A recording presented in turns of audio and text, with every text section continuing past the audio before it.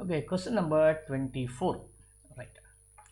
An interference pattern is obtained in an experiment with 4 slits. What change occurs when the number of slits is increased, but the separation of the slits and the width of the slits do not change?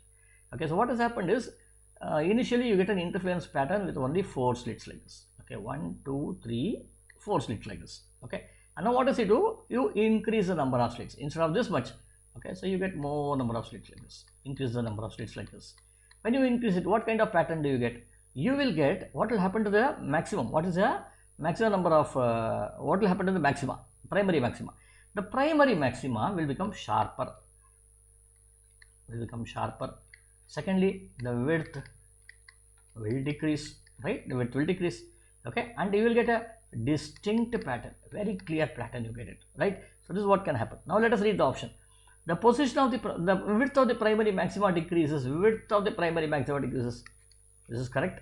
Position of the primary maxima, no, it doesn't change anything over here.